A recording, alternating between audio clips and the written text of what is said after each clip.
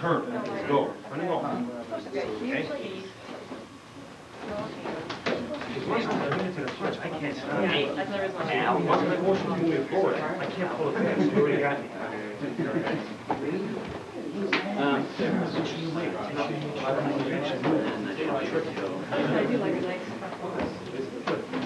Yeah, I mean, even if it's wrong.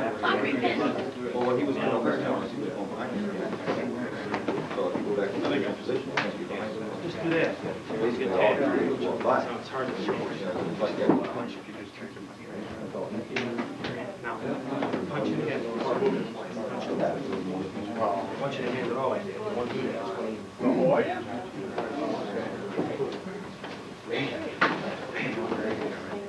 And you want to do it. Punch it here. Punch it here. That's what he means. Straight as balance. How you doing today? That's why I didn't do it. Get more reps and work with me. She's two guys right here. So, figure out what it works.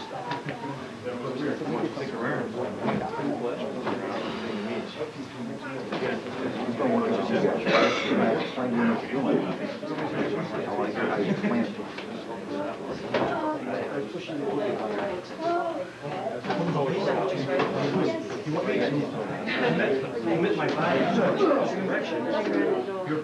If you take turns, you hit each other. How about this? Well, we're going to have to do it.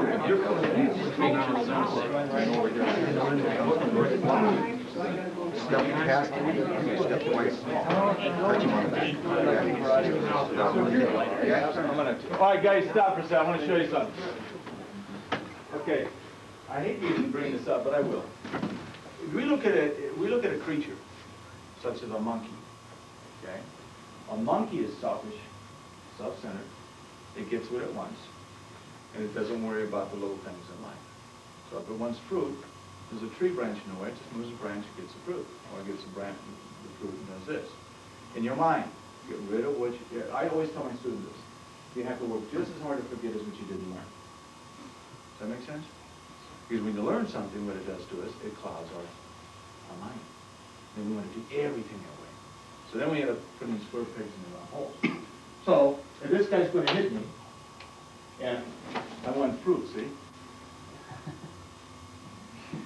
All right? Now, anytime. Okay? Here's what I'm saying. Don't pay attention to the class. Be natural. So don't lock yourself up doing this. Right now. Okay? He moves. You get the fruit. He moves. Hey, then you can do this. You want to go for it from there. Okay? But right now, you want what you want. Okay? Got it? Be natural. If you want to act like a monkey, do it. See, moves, anytime. See? The heck with a punch, it doesn't mean anything. Okay, that punch is telling you what he wants to do. Okay? Got it? All right, go ahead. How do you think of that? You guys always touch twice. When they move once, you keep moving. Just keep picking. Don't settle down on one thing. So we can work together here. I don't know what animal it is.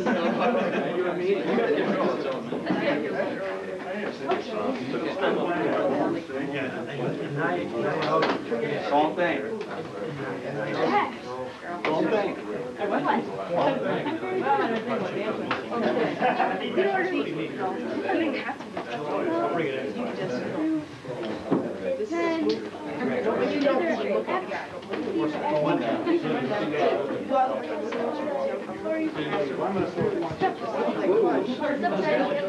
Yes, it worked, John.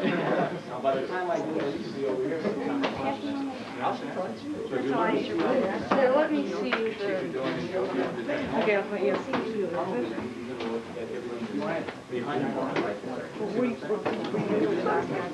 Because what do you do to that?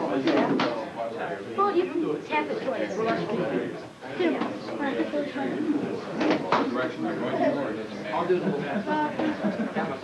Yeah.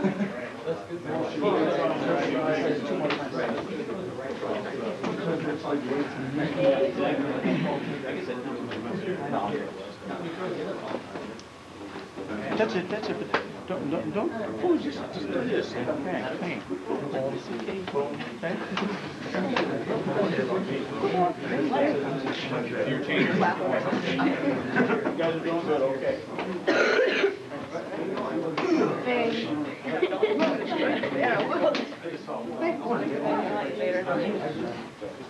Push up for it.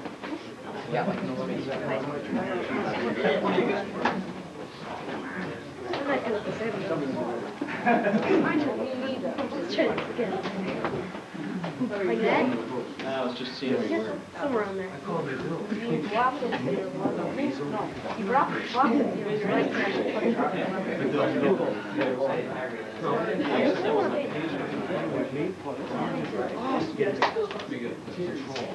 Go. Okay. Oh, me.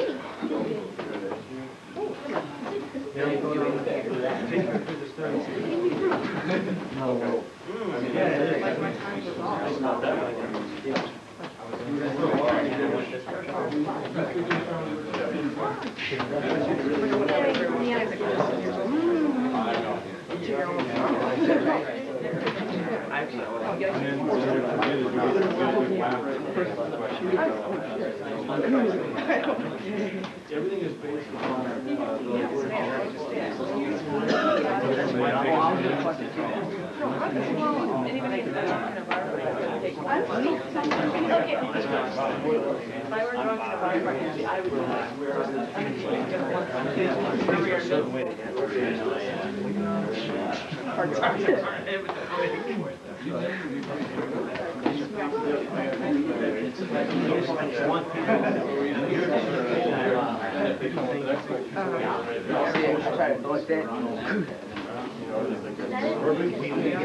You're supposed to go off and see what I love to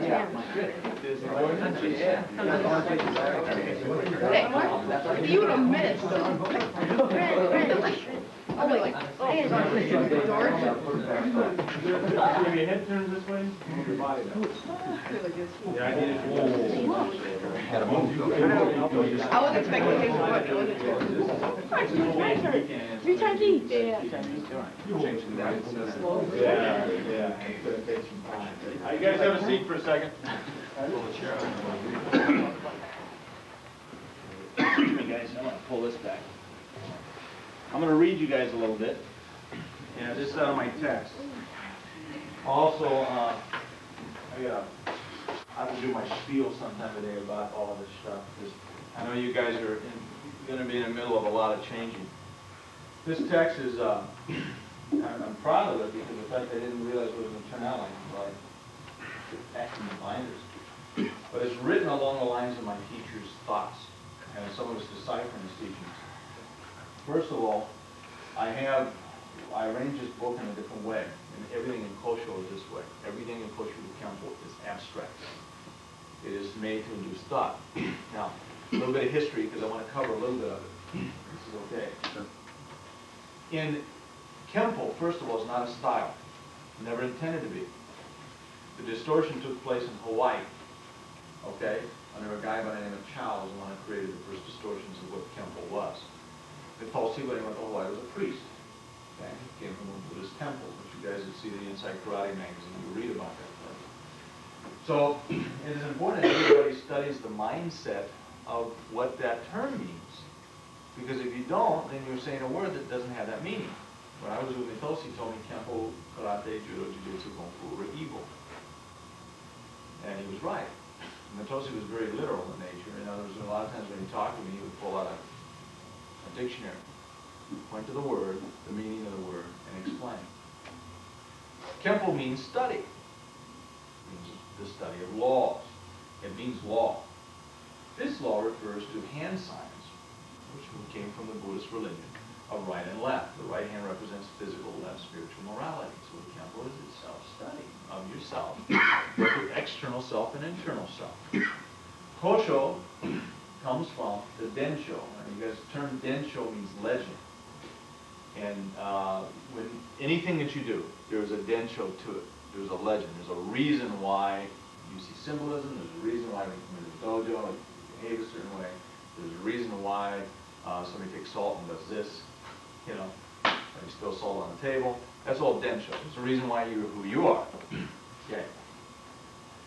Kosho, where it comes from, is back in the 1200 AD, and I'm going to tell you something that's really not only puzzling me, but it's puzzling Randy Beard, who just came in from Japan, met right yesterday, no, the day before yesterday. Yesterday was fine. And I videotaped it, and I'm going to end up putting it out. But Randy's confused about one thing that I'm confused about. The legend of the temple, and there's 38 articles on its history. It was built in 804 AD, and in it several different sects of Buddhism were there. There's Shingon, Tendai sect, Jodo Shu, Rinzai, and so on. What was confusing is in 1245, a stranger, a foreigner, went to that temple, meditated underneath a pine tree, was dressed in white, had a black mask. And what he kept saying over and over, it's called a sutra, like a meditation, that there are many nations here, but there's only one Shakasama.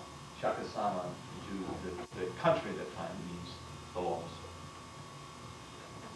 that are around us that make us exist. Nations referring to people. You are a nation, each one of you are. You're made up of boundaries, your body has boundaries, your mindset, you have your own rules and regulations you live by, but there's only one truth. Only one truth, if you think about it. There's only certain laws that we all have to abide by. That is where the old pine tree comes from.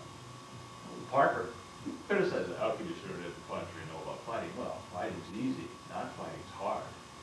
Stop and think about it. If you understand laws about yourself when you move, when you make motion, or conflict period, then you know how not to break laws. You go to somebody's house, you offend them, somebody's going to get mad at you. So the idea is to be curious enough and aware enough to where you don't do that kind of stuff. So you get along. The other thing, too, is if you want to cut somebody's throat, there's a saying, the knife that cuts you is a knife you don't see. So you do blending knives. The best army is an army that can appear without appearing like it's appearing. Right? Now, in order to do that, you have to be knowledgeable of not just yourself, but those that are around you that you might come in conflict with. An opponent in the street, you'd be a fool not to know what he's going to do. And Natosi explained to me, he says, Kempo evil teaches you how to get hurt. That's what it means. You know how to move, but you don't practice how your opponent moves. Stupid. Think about it. Am I right or wrong? You go into martial arts school today, everybody's going to do karate classes. You practice and defend yourself against somebody that's not going to try to hurt you. That's dumb. Is it not? You'd be foolish to think that because of the fact you know martial arts that you can take care of yourself in the street. That's silly. And therefore, you must take the time to appreciate, like Nkosi wrote in his writings, he says, love yourself, love God, love your enemy above all. What he was saying is, he's saying, you know everything. Okay, so when you learn things, this is some things I wrote in the book. Well, first of all, I'm going to go to the conclusion, which I give the same conclusion after every chapter.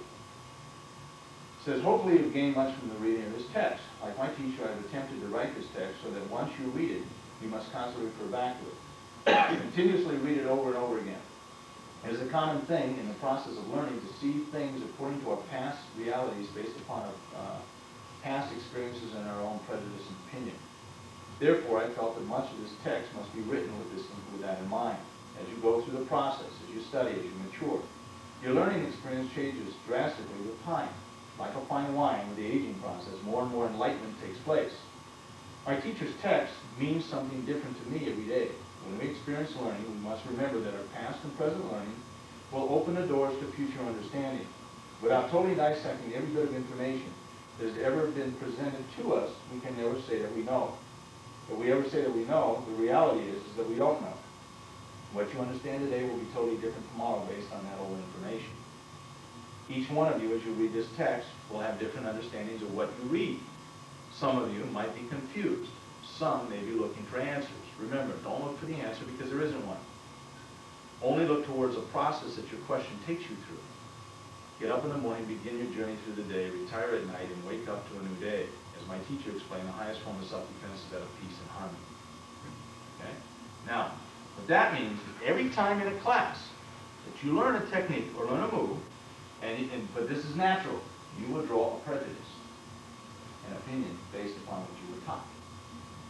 Therefore, you have to work just as hard to forget as what you do learn. Make sense? Because to do otherwise is foolish. It's stupid. Anybody that understands that you might think that way is going to have a field day with your mind, everything else. Anybody that's wise. Because that's why anytime you deny learning, what you're doing is allowing yourself to be defeated. It doesn't matter what you're learning. You deny it. You deny the process of learning. This principled adaptation is superior to adaptation to technique. In principled adaptation, one adheres to principles, concepts, and theories. Technique is born from that understanding. Consider the use of kata and waza. This is the birth of movement. It gives us a basic understanding of the first step or direction of study. Bunkai is a level of understanding well beyond kata and waza. From bunkai, new kata and new waza may be born. Principled adaptation enables us to see many things from one thing, and from many things we see one thing. Consider the writings of Musashi. You guys know who Musashi was? Miyamoto was the greatest swordsman in Japan. Well, I actually like another guy named Yagun Mininori. It says, consider the writings of Musashi. To know the one is to know the 10,000. To know the 10,000 is to know the one. Adaptation to technique is a method of study when one locks himself into a realm of reality that loses all bases of reality. One can merely then present one case, one attitude in one direction. You guys understand that? One must understand so that he can kill the Buddha. The Buddha represents any tool, technique, or idea of perfection. Once we have the understanding which tools or techniques can project, we must be able to let go. Therefore, a person must work just as hard to forget technique as he did to learn. The process of forgetting structured information is important. If we cling to structured information, we will never really understand what is being taught by that information. You guys understand that? What's the matter? Man, the technique, it seems, how do you learn? You learn off of it. The idea, see, perfection is the understanding and realization that there is no perfection. That is perfection. Nicole wrote my certification out and he promoted me to Master Minister. Now, I never understood what that really meant until just recently, because after finding that Kempo, I understood because I did research, you know, I want to know what these Buddhists are really thinking, you know. Buddha, to the Buddhist, is a wise man. He's not God. He's just like a person, okay, who was smart, you know, okay. He kept himself out of trouble. They say that when you receive what they call the Inka Shome, that's what I got from your Kosho sensei. Inka Shome means one who is enlightened. I never understood that recently after finding this temple and researching. Enlightenment in that philosophy or study means you're enlightened. The enlightened one is one that knows he's not enlightened. That's enlightenment. Meaning that tomorrow you're going to learn some more, man. The quote, you learn to kill the Buddha. The same thing is whatever you learn, you got to learn to get rid of. See, every one of us, no matter what we do, we live by rules and regulations. We try to justify our own existence so that we don't have to think. It's a natural state for human notice. Okay? The objective is, as you guys study, you want to see way beyond that. Okay? I can teach you guys the same thing for the next 20 years. I'll never teach you anything different, but you won't know it. Because each time you unravel it and make it into another thing. But that's natural. You're going to do that. You just be aware of it. Just know it. Therefore, you let go. But if you cling to it, I see karateists all the time fight over things that are so stupid. They're doing the same stuff. And today there's about 20,000 different Chinese Kempo systems that came from the Kosho's basic teachings in the United States. Maybe 10,000, 15. Each time, because they're technique oriented, they change one technique, they change everything. But they cling to that. They argue over that. You look at everything that we do today. You look at the religions in the world, they argue over technique. They're not arguing over the faith. They're arguing over the technique that some person did. Okay? And it can go to the minute things. The difference the way Kmart operates their business and Walmart. You know? I'm a manager of Walmart. Oh yeah, well, I'm a manager of Kmart. Well, they both sell the same stuff. It doesn't really matter. Is it really that important? Who should be adapting to who? Well, you're working for Walmart now, so you should adapt their ways. Don't criticize them because you went to Kmart. But this is people. That's what we want to do. You constantly want to put a square peg in a round hole. You learn karate. You learn Kempo. You learn martial arts. So what you want to do is you want to make sure you do that martial art technique that you're so proud of. Instead of letting go and just, and then all you got to do is go. And you look at the good, the great martial artists of old. And I would say the people that understood from a, if you ask me what Mitosi was like, I can sum him up in one person's character that you guys are all going to laugh over right now.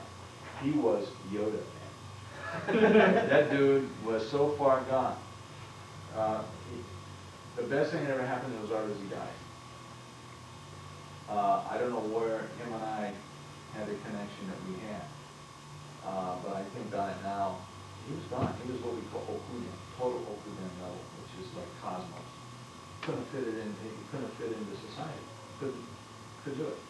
The other great masters like that is Morihei Yoshiba, of Aikido. Same beast. You guys have heard of Aikido, right? Everybody today relates to who? Well, Morihei was before his death, he was looked upon as a religious nut. Okay? And he was gone, man. And somebody talked to him, he started talking to class. I'm probably doing a lot of this once in a while, and everybody's going, what's he saying? Then he's happy in the cosmos, you know. He was a classical, old Japanese hippie. You know, I guess.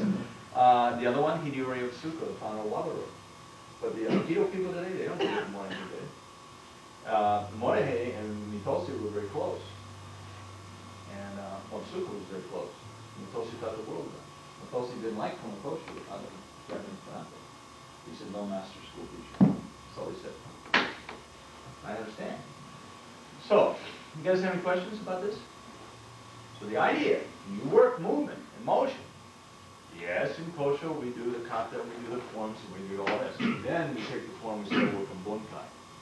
Then you see it take on a totally different thing. Okay? And then you will find yourself, no matter what you learn from me, or your sensei, or your senseis, you will find yourself locking yourself into little cubby holes because you're comfortable with it. And then you'll find yourself saying, my sensei, so-and-so showed me this way, and they showed me that way. Now, which one isn't it? Or you'll start grumbling over that. Well, no, it's this way, or no, it's that way. Why do you want it to be a certain way? That would have to be my question. I hear in my school all the time, my students go, hey, Joel showed me this way, Mike showed me that. Well, come on now, which one is it? And I just look at him and say, which way do you want it to be? He's going to laugh and I walk off. Doesn't matter. What's wrong with doing them both? Somebody's a little bit different. That's okay. It's cool. Nobody throws the right punch the same twice. You guys understand what I'm saying? Timing, or what we call hayoshi, that means timing. Hayoshi is right notes. And ma'ai, M-A-A-I, that means distance. Ma'ai and hayoshi are the most important elements in the understanding of an opponent. There's timing and the distance that he plays. That changes everything. And that will change every single time something takes place. The way that breeze moves and your reaction time. So, does it really matter to do something the same way each time? If you're working form, yes. From form, there is formlessness, and from formlessness, there is form. And you guys are saying, you're nuts. Why did you send this guy way out here to talk like this? No, but you guys understand? There are no answers, man. The idea is to enjoy the process. But each one of you will develop in your mind a prejudice. Everybody does it. I do it too. And what we have to do is be aware of that and control that for ourselves. All right? Last night, I heard you come up with about, 15 prejudices. So I just kept asking for another one to call. And I listened. Okay, but it's a process. All of it's in a process. You're going to go through changes. That's okay. As a teacher, not one of your students can present your teacher with something that is new to them because they've seen it before. okay, and other students. You all go through the same process. It's normal. It's okay. That's why the teacher's got to be patient and hang in. And you just got something from what I said. What? Could I ask you, Bunkai? Bunkai means discussion. It is the top level from kata. But see, kata you can't break down just for the forms. Kata-wise, I know 268 katas. That's something I know. And not just Kosho, because Kosho doesn't have that many forms. When I was doing the Chinese Kempo, like a Parker system, long 6, 7, and Tracy has what we call Kamtui or Funky Tiger Crane, they stole from Kungar, which I have about 5 of those forms, which are actually called Puhaka in the Chinese system. You used to think, well, geez, I got through that one, now let me get to the next one. I never really understood what that meant. Kata means anything that you do. You're doing kata right now. Is it proper for what you're trying to do? I don't know. How do you feel? Do you feel natural? Yeah, then it's okay. You see? But I want you to do the kata this way, then it's a discipline to do it a certain way. So Bunkai is a level here where you go way beyond a base. And if you guys want, we'll do a little bit of that. You guys want to do some of that? So I'll show you guys how that translates into many different meanings. When I was doing Kempo, or the Chinese Kempo, I'll explain those too. Chinese Kempo is a contradiction. And if you don't mind, Shaolin Kempo is a big contradiction. Why? Shaolin is Chinese. Kempo is a Japanese word. If it's going to be Japanese, it should be called Shorei Kempo. In Chinese, it should be Shaolin Chuan Tao. It's going to be Korean. Kempo, the term for Kempo in Korean is Kunba. In Indonesian, or in Philippines, it's called Kuntao. What does it mean in all those countries? It means study. It has nothing to do with kicking and punching. That's all self-explanatory if you understand what it means. That's where the basis of all martial arts systems are. So today, what has happened is everybody thinks Kempo is a style. Therefore, it's evil. It contradicts its basic meaning. It's law. First usage of the word Kempo was in 604 AD in Japan by a man by the name of Prince Shichuko.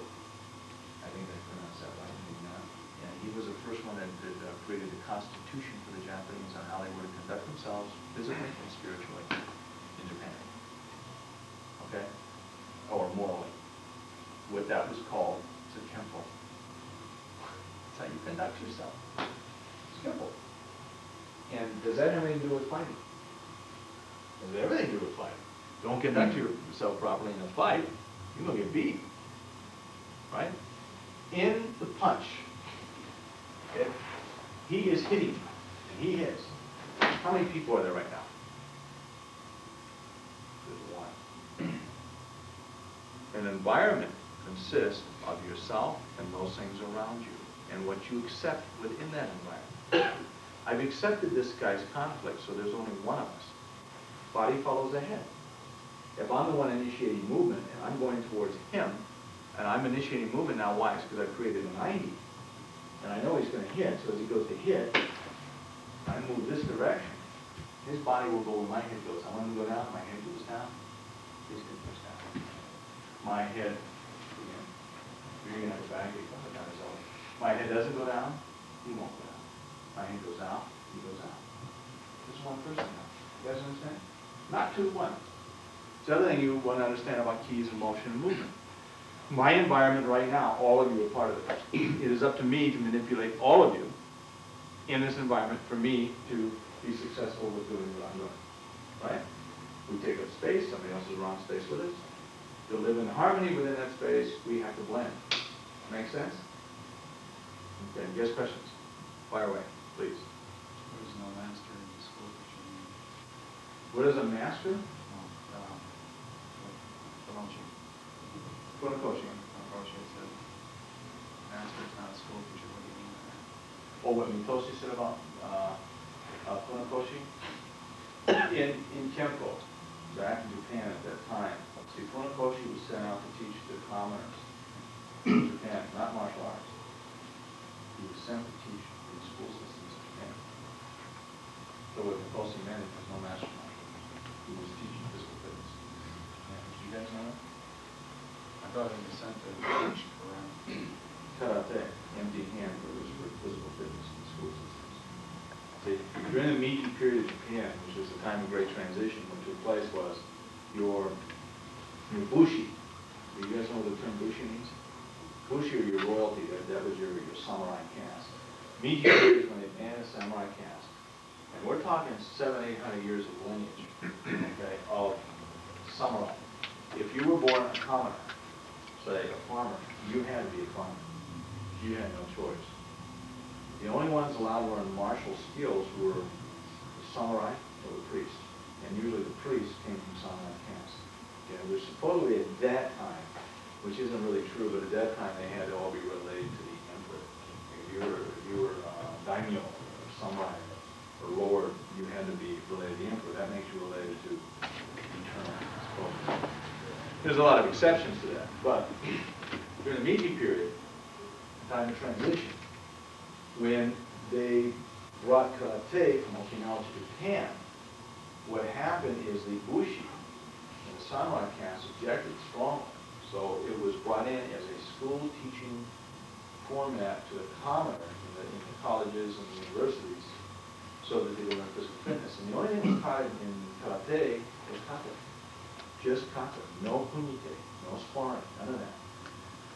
The top guy in Kempo, because Shotokan Karate comes from, Funakoshi had two teachers, a guy by the name of Akuri Kosho and Mazedo, and they had a teacher by the name of Sokan Matsumura, okay, or Bushi Matsumura, who brought and started what they call Ryukyu Kempo, okay, meaning Ryukyu from the Ryukyu Island. So Funakoshi, technically, was a Ryukyu Kempo man, and he's the one that started the term karate, okay? But in Okinawa, the one that was known as the martial art master of Ryukyu Kempo was not Funakoshi. His name was Choki Motobu. He's known as the father of modern day karate in Okinawa. You guys ever heard of that guy? You guys are going, how do you know all these people? They're all Polish. But Motobu Choki Motobu, was the first one where the Japanese commoner saw the empty hand art in Japan. And what happened, there was a Russian boxer. This is a story. Was beating up all the Japanese guys, you know, they weren't martial artists, and in the boxing ring, and he issued out a challenge, and Motobu jumped in the ring, the guy twice and killed him. And then jumped out and took off. And everybody said, who was that dude? Now the reason I didn't pick Motobu to go teach your school systems is because he wasn't educated from the classical sense. Motobu would be the last person in the world who went in your house. In 1944 he died, but around 38, 37, he went to Hawaii. Put him out. Thank you, Joe. You guys got to do that. I go sometimes. Is there any questions? Everyone goes. Yeah. You hear a lot of talk about Lincoln Cow and so forth, and Polari keeps coming and top of him.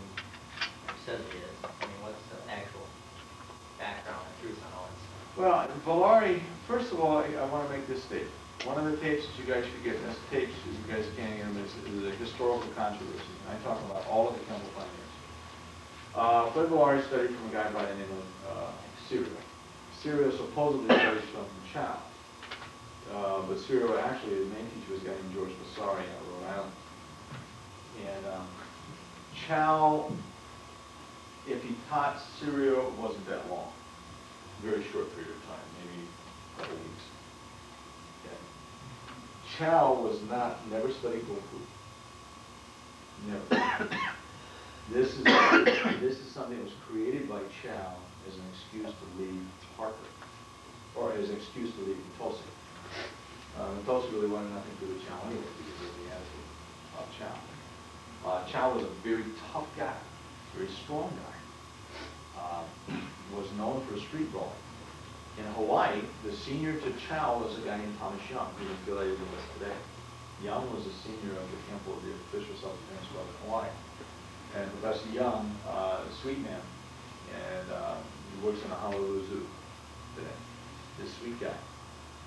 Young loved kids. He loved to work with kids. Chow loved to beat up people. And back in the 40s, who was everybody going to notice? Right. That's basically what it is.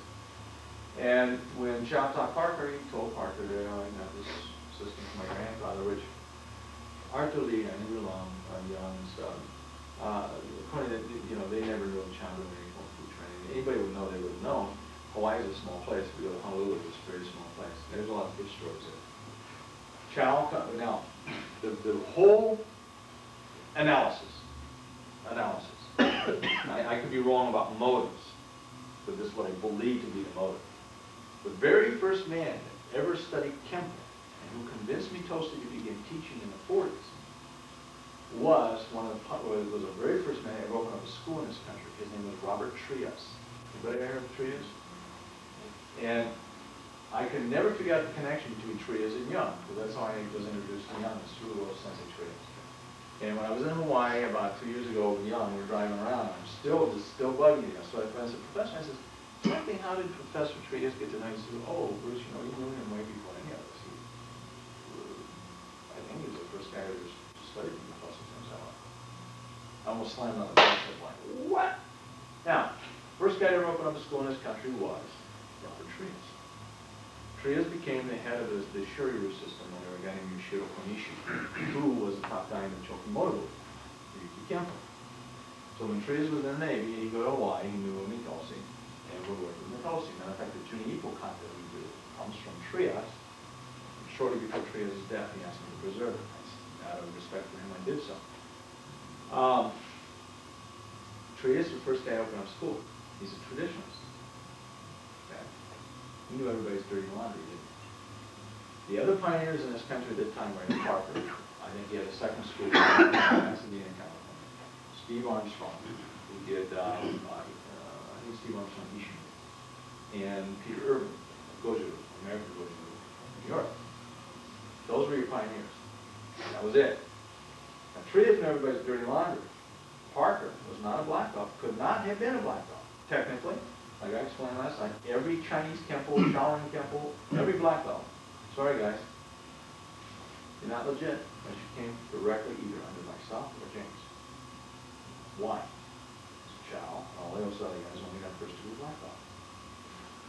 Now, what do you think that did to me? I had 5 schools, I'm going. I laughed. Believe it or not, I went, oh God, what a scam. Hey, that was really good, guys.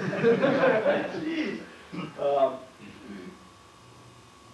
But Mitosi's intent was to see that everybody gets legitimacy, because you can't take away from that Parker and stuff. But anyway, so Parker had to really build that story up about William Chow doing this Kung Fu. Right? Because he had Trias nipping down his neck. Okay? And that's where a lot of the changing went and took place. So, is it Serial's fault or Valari's fault that this guy is, well, no, but it is now.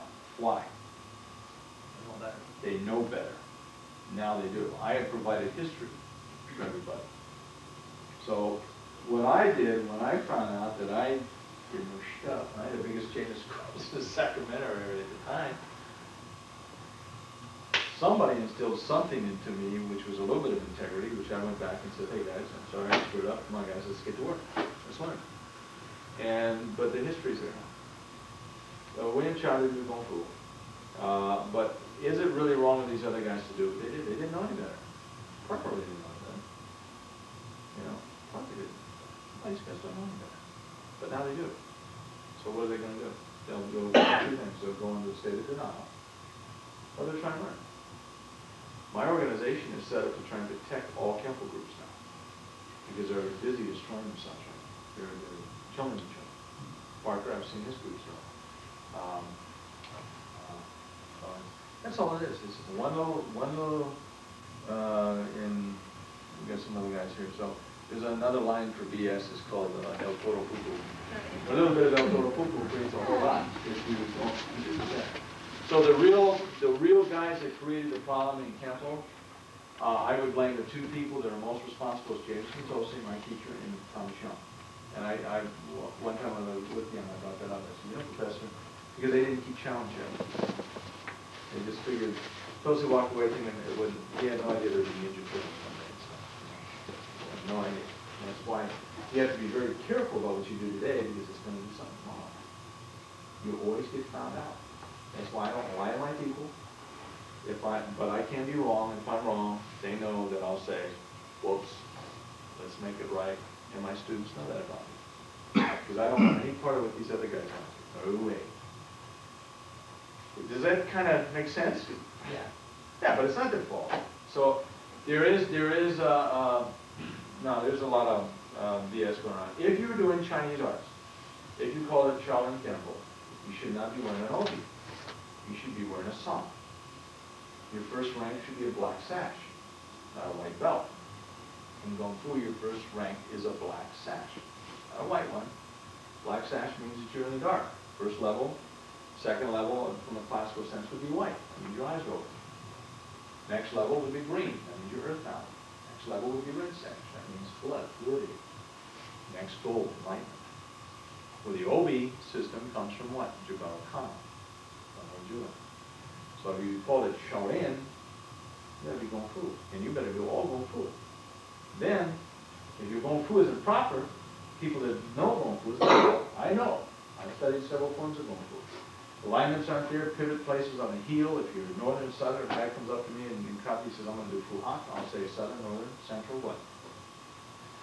You, Huantung, Shantung, Hokkien, Fukian, what form? He goes, later. You know, and that's what's happening. You don't do side kicks during Kung Fu. You don't do front thrust kicks during Kung Fu. They're rising kicks. It's different. Okay? So, questions, guys? Yeah. When we do kata, how does it produce something? Form from formlessness, and then formlessness produces form. How does that work? You do your form, but then you go beyond the form. The thing is to keep your mind in check. You doing the form, and the first thing we do is, show me another, show me another. Do you know the one that you just did? You see?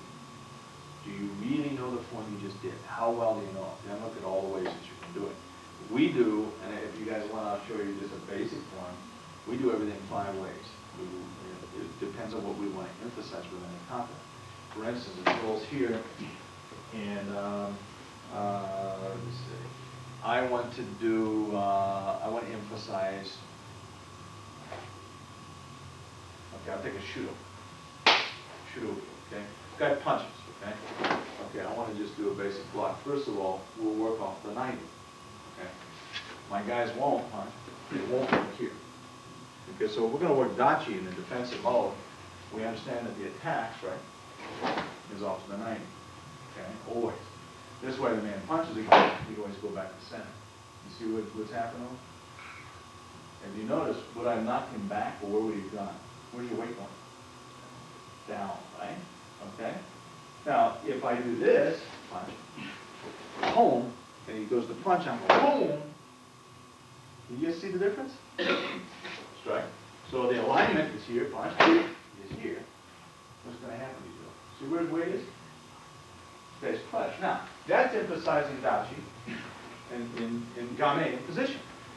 But if I say, okay, we're going to work the shuruki, and we're going to emphasize speed.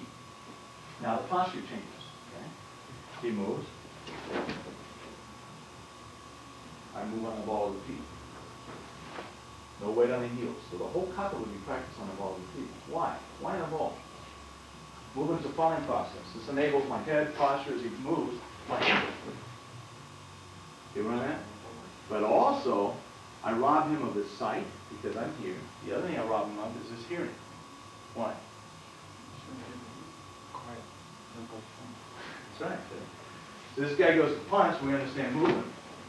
Okay? What this would do to his mind is what?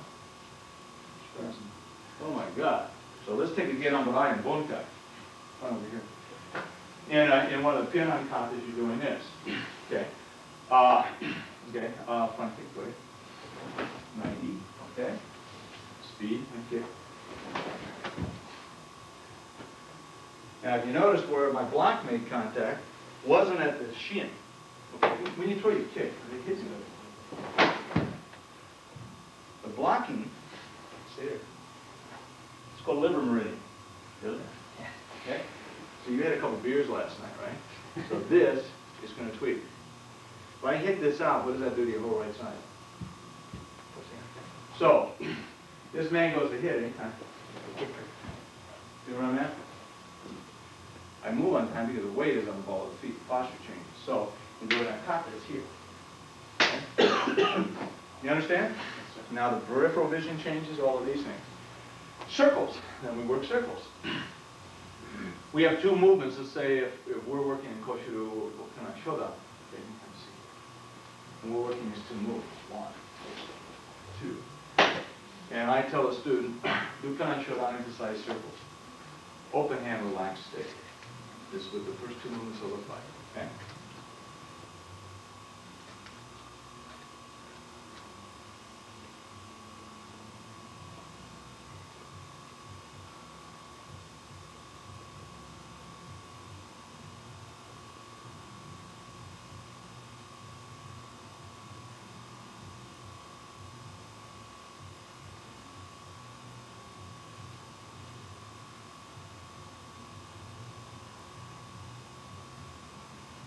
How many angles you guys see?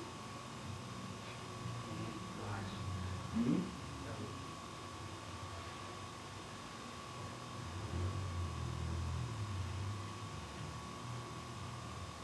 You see a projection and retraction. So to do your downward block, okay, he goes to punch, this, punch, this is all part of the same thing. Not quite done with the downward block yet because he's going to punch again. So now the angle is here. That's still just a downward block. As I said. Now I want to start throwing the punch as he starts punching again. The angle is here, changes to here. So I want to step through. That's two moves in a kata. Now, do you know your kata? No. How much can you learn from your form? Endless. You can take a whole system and develop that with a nose pick. Okay? There's the move. There's the movement right there. Then it goes the move. I'm going to use a little bit of twist here. Okay? It's all the same thing. Okay? It's your mind. It's your prejudice. I know the kata. I can get through all 16 moves. That's okay. Now, why do I do what I do in my dojo? Some of my guys, if the requirement is up to purple, going up to so many pinouts, and they go all the way up to green forms, I don't care. Because I always pull them back. I say, now let's look at this more, let's look at this more. But your mind is definitely not going to see all these things. It's going to take you a long time. But as long as you know it's there, then what are you going to do? You'll look for it. Okay? All of the old masters move in different ways. And they all look awkward towards the end of their life, but they were 10 times more effective. They knew subtleties. When we're young at anything we do, we're sloppy and we're in a hurry and we want to show off. That's natural. There's nothing wrong with that. Okay? Questions? In Tai Chi and stuff, they talk about heel, toe, heel, toe. Mm-hmm. Interesting. I couldn't help, that's what you would do. I do that, and you won't see this too much of that. You see, Tai Chi is no different. Where does Tai Chi come from? It comes from Chuan Fa, comes from Kempo. It's just internal. It's just internal. Grab my hand. He grabs me here. I take my foot and I just do this. His grip doesn't feel as good anymore, does it? Now, because his grip doesn't feel as good anymore, he wants to re-grip. As he does, he'll be weightless. Therefore, this works. Okay? But what you see today, guy grabs. No. Come on. You know, you just grab tight. Slight motion. You readjust. Boom. Out. There goes the arm. There goes the leg. You don't need all of that stuff with all that runs and groans. But what am I doing? Is I'm dealing with what? Natural laws. Okay? Okay? Grab two hands. Body wants to be symmetrical. Isn't it symmetrical right now? But if I do this, what do you want to do? You want to readjust, right? So I say, grab tight. He's here. I take a little bit of that away. He moves again. Bang. He's moving. Why? Because I catch him as he's moving. That's all. Simple stuff. It's all simple. You're right. Okay. $29.95, and you too can not. Yeah. I have a basic question about practicing, like you're saying, practicing certain things a certain way. I studied Shokan for quite a while in different schools, and they all seem to teach the same thing, you know, study certain things a certain way, and when basically you get to black belt and you don't know nothing, then you start over and learn the way it should be. Is that wrong? You know, I always thought that was, so you had a basis to work with. Two trains of thought. Really, you know, there's many roads, as a quote is, there's many roads to the mountain. Once you achieve its peak, everyone sees the same moon. Okay? It's an old Zen quote. And first of all, let's look at a history again in martial arts. In the United States, these guys that came over here to start stuff, maybe spent 9 months in Okinawa or Japan, or in even Parker's case, maybe at the most a year of training before he came over here and made up what he did. How much would they have really understood what traditional martial arts are? In Shotokan, same. A year, and then these guys do something. They did things over and over and over again. Why do you think they did so? For many reasons. One, yeah, there's something to be said for the discipline of doing the same move over and over again. There's something to be said for that. Americans are lazy. Not just Americans, Japanese are lazy. All of this stuff comes from your temples, your warrior monks, or your samurai groups. Their traditional understanding of how to train traditionally dealt with, if I want to understand sword, I got to use brush, I got to understand the anatomy, I got to be cultured, I have to be intelligent, because when I engage in combat, I have to have a mindset. I've got to be smart. Okay? Now today, what happens, Americans and Japanese and Chinese and Koreans, they're all lazy. It's much easier to run a school to have just a bunch of students do something over and over and over again. Is that wrong? It is wrong if you look at the end result and the student gets his black belt, he walks out like he's done something, then it's wrong. And that's usually, unfortunately, what takes place. Is it traditional art? No, I don't think so. No, not at all. What I'm teaching is more traditional than what they're teaching. If I wanted to teach Taekwondo, from the sense of why Taekwondo was developed as a basic military training Rock Army Corps in Korea. Rock Army Corps in Korea. Those people were not taught to be smart. They're taught to do as they're told, right?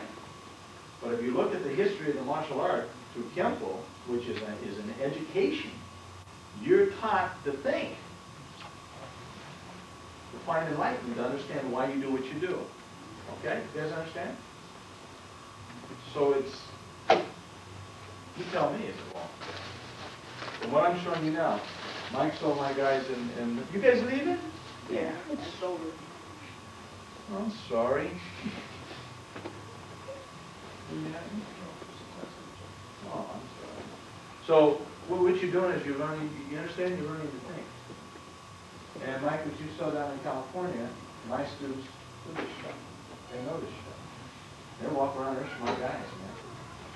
So, you know, but again, history teaches that. Questions, guys? That makes sense? I still think I have a stronger base to learn what you're teaching because I want Okay. But because after 4 years, you know you don't know anything. Not you know you. Well, that's because you've accomplished definitely then a level of humbleness through that. But it doesn't work for everybody. And I went through the same kind of stuff too. You know. Yeah. What did you do then, once you talked to Tosi and he kind of told you how, what was going on? What did you do with your school? Oh, they're still there. Most of the guys are still with me. Some of them got uptight. You know, it was basically the same thing you're talking about. See, this is what I'm talking about, structure. Structure's good. There's a place for it. There's a place for repetition. You know, but there's just like in my dojo, my guys got to learn brush calligraphy as well as fighting. All my top fighters, when I make them go do brush, they want to sweat until you have the heck knocked out. Okay? Because I don't like this. That's the process. Then the guys that love this, you get them on a mat, make them fight. Oh no! See, this is what this stuff's all about. What did I do? I enjoyed the process of learning. That's just me.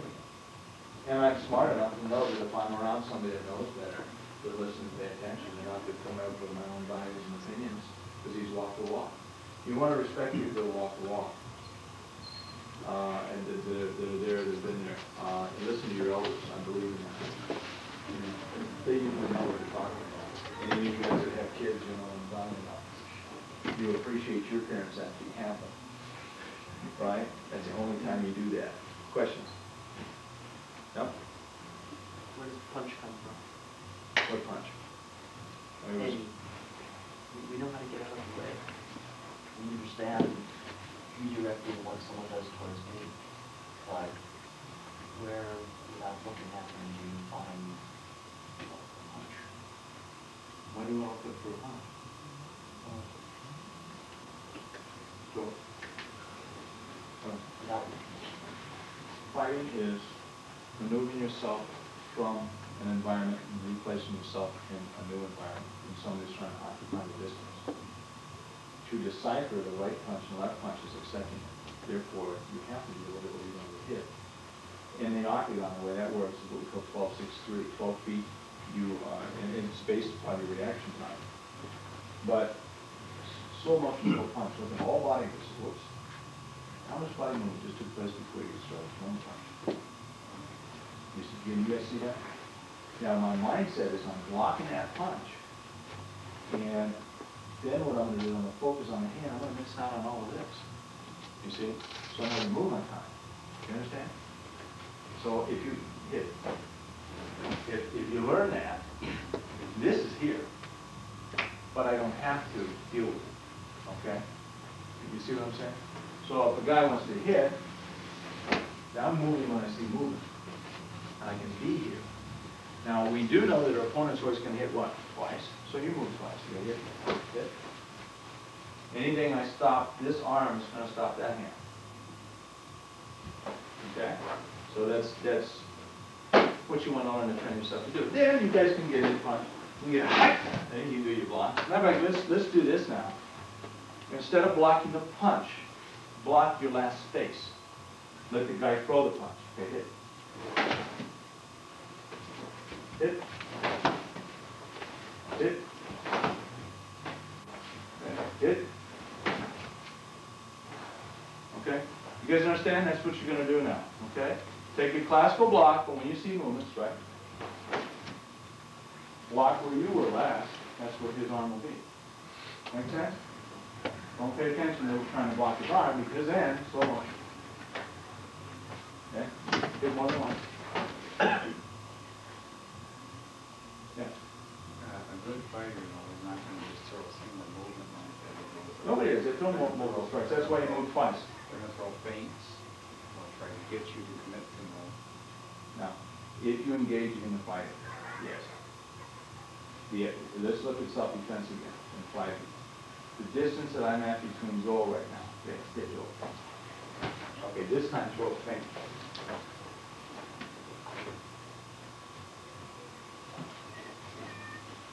All that motion takes to even throw a feint. I don't have to deal with a punch, so why would the feint do anything? Unless I acknowledge it. I want to do this. Now we're, see, what you're talking about is sparring. Start doing the feint. Maybe sparring. That's not a fight. That is accepted of a fight. That is an argument. When you argue with somebody, you have to get hit. You understand? No, why do you have to get that? Well, because you're accepting it. You're accepting it. You're getting yourself into the argument. See, we're talking about apples and oranges. Pitch. Okay? Come back. Okay. Hitting. I'm going to destroy him with that. Okay? Feint. He's got to follow me. A boxer. And the reason I know about this is because I started kickboxing in California, one of the first people involved in that. I used to box, I used to do all this stuff, and I used to get a lot of fights. Which I don't get in fights anymore because I stay out of bars and I stay out of trouble and I'm smiling at people a lot. When a guy feints, what he's doing is he's establishing a gate, one. Stay outside that gate, he can't reach you past it. He has to straddle his stride when he moves. By the time he does that, if you're light on your feet and you can move, you can be 30 feet from the guy before you can do anything else. If you want to stay within that realm and get in the contest with him, then you deserve to be hit. And you probably will get hit. Understand? Because now you're accepting a boxing. match. Boxing is not fighting, boxing is a sport. Apples and oranges. If, also you guys, you were talking to me about this last night, if you box, you are going to get hit, and if you hit, you'll probably break your hand, because boxers don't punch properly. That's why you tape your hands when you box. It's called a boxer fracture.